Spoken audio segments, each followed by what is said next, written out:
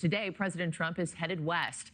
He'll be in Nevada to talk about the benefits of his One Big Beautiful Bill, which also aimed to boost Made in America manufacturing. Nearly a year later, is there momentum? Joining me now to talk about it is Timmons, President and CEO of the National Association of Manufacturers. Good morning to you, Jay. It's always good to see you. I know that you said the president's tax reform allows industries to compete and win, even saved 6 million jobs. I'm curious how you've watched it change the landscape of manufacturing in the last year. Well, I think you have to go back further than just the last year, Marquis. So 2017, when President Trump announced his tax cut plan at the NAM board meeting, he said it would be rocket fuel for investment, job creation, and wage growth.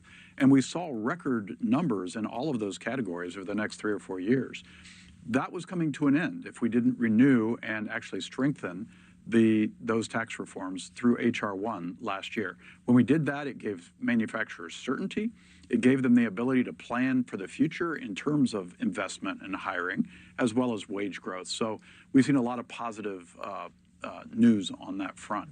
Now, having said that, there are other positive reports or impacts for manufacturers. Regulatory modernization, working on energy abundance, that's all good, although we need permitting reform to make that even better. But then there's some uncertainty on the field as well. So think in terms of trade policy and getting some certainty behind tariffs and trade agreements like USMCA. And then the American workforce. We have 400,000 jobs open in manufacturing. We need more workers. Yeah, and I'm sure there's a lot of uncertainty about the war right now as well. How is that impacting manufacturers and businesses across the country, just as they're weighing what comes next and what that means for bottom lines?